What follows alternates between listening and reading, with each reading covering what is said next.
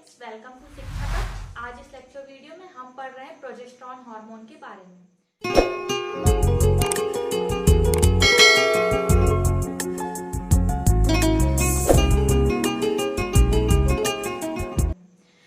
Progesterone hormone it is a steroid hormone. ये एक steroid hormone है। इसे सेक्स हार्मोन भी कहा जाता है। इसके कंपोजिशन में कोलेस्ट्रॉल पाया जाता है। प्रोजेस्टिन एक सिंथेटिक हार्मोन है जो कि प्रोजेस्टेरॉन की जगह यूज की जाती है एज अ कॉन्ट्रासेप्टिव, और प्रोजेस्टिन जो है प्रोजेस्टेरॉन की तरह ही वर्क करती है। प्रोजेस्टेरॉन हार्मोन कहाँ से रिलीज होती है? तो ये रिलीज होती है ओवरी में कॉर्पस ल्यूटियम से। कहाँ से रिलीज होती है? कॉर्पस ल्यूटियम से रिलीज होती है इन ओवरी। और मेल में भी ये प्रोड्यूस होती है। कैसे प्रोड्यूस होती है? मेल में तो ओवरी है नहीं, तो मेल में ये एड्रिनल ग्लैंड से प्रोड्यूस होती है, एड्रिनल ग्लैंड से। और फीमेल की बॉडी में भी ये एड्रिनल ग्लैंड से प्रोड्यूस होती है, क्योंकि एड्रिनल ग्लैंड तो मेल और फीमेल दोनों की बॉडी में प्रेजेंट है किडनी के ऊपर, इसलिए ये ओवरी और एड्रिनल ग्लैंड दोनों से प्रोड्यूस होने वाली हार्मोन है। ये देखिए, ये क्या है? Female reproductive system. Female reproductive system में ये है ओवरी। इस ओवरी को अगर डीप में अगर देखा जाए तो इस ओवरी के अंदर है फॉलिकल्स। ये फॉलिकल्स जो है ग्रोथ करते हैं। कैसे ग्रोथ करते हैं? क्योंकि इनको FSH और LH हार्मोन मिल रही है पिट्यूटरी ग्लैंड से, follicle stimulating hormone and luteinizing hormone. इनकी रिस्पॉन्स में ये ग्रोथ करती। तो बेसिकली सबसे पहले आती है FSH। FSH के आने से ये फॉलिकल्स जो कि ओवरी के अंदर है ग्रोथ करते हैं, और ये फॉलिकल्स ग्रो करके पहले बनेंगे प्राइमरी फॉलिकल्स, फिर बनाएंगे सेकेंडरी फॉलिकल्स, फिर इसके बाद ये ग्रोथ करेंगे और क्या बनाएंगे? Graafian follicle. इसके बाद ल्यूटिनाइजिंग हार्मोन का लेवल बढ़ जाता है, पिट्यूटरी ग्लैंड से ये आ रही है, तो ब्लड में जब ये ल्यूटिनाइजिंग हार्मोन बढ़ती है तो ये ग्राफियन फॉलिकल जो है रप्चर हो जाती है। इसके रप्चर होने से ओवम बाहर आता है। ठीक है, ये ओवम निकल रहा है, तो इस प्रोसेस को बोलते हैं हम ओव्यूलेशन। ओव्यूलेशन के बाद ये जो बाहर उनका बचा हुआ पार्ट है, ये जो पार्ट है ये बन जाता है कॉर्पस ल्यूटियम। यही कॉर्पस ल्यूटियम सीक्रेट करता है क्या? Progesterone hormone. इसी से सीक्रेट होता है प्रोजेस्टेरॉन हार्मोन।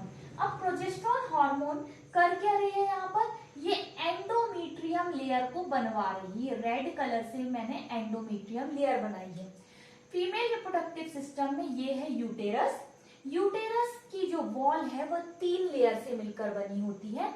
बाहरी जो लेयर है, आउटर लेयर को पेरीमेट्रियम बोलते हैं, मिडिल लेयर को मायोमेट्रियम बोलते हैं, और इनर लेयर को एंडोमेट्रियम बोलते हैं। तो इस एंडोमेट्रियम लेयर का फॉर्मेशन करा रही है। देखिए फंक्शन क्या है इसका? Endometrium formation, reduce muscle contraction, conceive pregnancy, also called pregnancy hormone. इसे प्रेगनेंसी हार्मोन भी कहते हैं। मतलब ये जो एंडोमेट्रियम है इसमें यह ब्लड वेसल का सप्लाई को बढ़ा रही है। मतलब क्या करा रही है? इसमें ढेर सारी ब्लड वेसल बनवाती है ये प्रोजेस्टेरॉन हार्मोन। और जब ये एंडोमेट्रियम लेयर अच्छे से बन जाती है प्रोजेस्टेरॉन हार्मोन के कारण, तो फिर यहाँ से पैक हो जाती सर्विक्स के पास। अब जो ओवम है, ये जो ओवम प्रोड्यूस हुआ है ये कहाँ पर जाएगा? यहाँ पर जाएगा। और यहाँ पर ये ओवम अगर फर्टिलाइज हो गया किसी स्पर्म से, किसी स्पर्म से अगर ये ओवम फर्टिलाइज हो गया, तो फर्टिलाइज्ड ओवम यहाँ पर आके लग जाएगा। और यहाँ पर लग जाने के बाद ये क्या बनाएगा? ये फर्टिलाइज होकर ये जाइगोट जो है यहाँ पर आकर लग गया और इसका डेवलपमेंट स्टार्ट हो जाएगा। जब इसका डेवलपमेंट स्टार्ट होगा तो इसके चारों तरफ एक और लेयर का फॉर्मेशन होता है, मतलब प्लेसेंटा का फॉर्मेशन होता है। किसका फॉर्मेशन होता है? प्लेसेंटा का। तो ये कहलाती है क्या? प्लेसेंटा। अब जब यहाँ पर फर्टिलाइजेशन हो गया, ये जाइगोट आकर यहाँ इम्प्लांट हो गया यूटेरस में, और ये प्लेसेंटा का फॉर्मेशन हो गया। अब ये प्लेसेंटा भी है, ये भी प्रोजेस्टेरोन हार्मोन का सीक्रेशन करने लगेगा। तो प्लेसेंटा भी प्रोजेस्टेरोन हार्मोन को बनाता है। कॉर्पस ल्यूटियम के बाद कौन बना रहा है? प्लेसेंटा। कब? जब प्रेगनेंसी कंसीव हो जाए। क्यों हो जाएगी प्रेगनेंसी कंसीव? क्योंकि एंडोमेट्रियम बन गई पूरी तरह से और ये जो ओवम बना था उसको किसी स्पर्म ने फर्टिलाइज कर दिया। तो इस कारण से प्रेगनेंसी कंसीव हो जाती है, ये प्रोजेस्टेरोन हार्मोन के कारण। अगर ये प्रोजेस्टेरोन हार्मोन इरेगुलर हो जाए तो एंडोमेट्रियम लेयर प्रॉपर नहीं बन पाएगी और मेंस्ट्रुअल साइकिल भी डिस्टर्ब हो जाएंगे। क्यों? क्योंकि मेंस्ट्रुअल साइकिल में क्या होता है कि मंथली यही एंडोमेट्रियम लेयर बनती है और फिर ब्रेक हो जाती है। कैसे ब्रेक होती है? अगर यह ओवम फर्टिलाइज नहीं हुआ, इसे किसी भी स्पर्म ने फ्यूज नहीं किया, तो क्या होगा?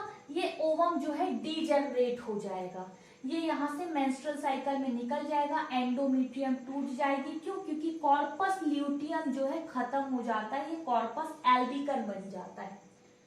ओवम के फर्टिलाइज ना होने से कॉर्पस ल्यूटियम खत्म हो जाता है, ये कॉर्पस एल्बिकन बन जाता है और ये कंप्लीटली फिनिश अप हो जाता है, जिसके कारण प्रोजेस्टेरोन का लेवल गिर जाता है और एंडोमेट्रियम लेयर फॉल ऑफ हो जाती है, इसका ब्रेक डाउन हो जाता है, तो प्रेगनेंसी कंसीव नहीं होती।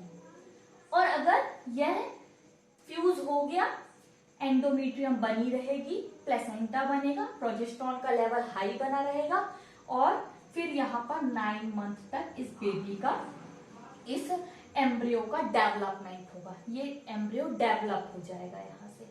तो ये है प्रोजेस्टेरोन हार्मोन की फंक्शन। ये भी बनी हुई है कोलेस्ट्रॉल से, ठीक है। तो इसका लेवल जरूरी है कि बॉडी में बैलेंस्ड रहे, क्योंकि मेंस्ट्रुअल साइकिल का बैलेंसिंग भी इसी से होता है और ये प्रेगनेंसी को कंसीव करने में हेल्प करती है और साथ ही साथ मसल कॉन्ट्रैक्शन को भी रेगुलेट करती है। यहाँ पर ये जो यूटेरस की मसल्स हैं, इन मसल्स को कॉन्ट्रैक्ट नहीं होने देती, सिकुड़ने नहीं देती, खिंचाव नहीं होने देती। अगर इनमें खिंचाव होगा तो एंडोमेट्रियम टूट जाएगी और वहीं पर प्रेगनेंसी क्या हो जाएगी? ओवर हो जाएगी। इसलिए यहाँ की मसल्स को भी रोकती है कि ये कॉन्ट्रैक्ट ना हो और ये प्रेगनेंसी जो है 9 मंथ तक रेगुलेट हो जाए। तो ये पूरा था प्रोजेस्टेरोन और इस लेक्चर के डिस्क्रिप्शन में दिए गए हैं एंडोक्राइन सिस्टम के सारे लेक्चर के लिंक, आप उनको भी जरूर देखिएगा और जो भी कमेंट है उसे कमेंट सेक्शन में डालिएगा। Thank you.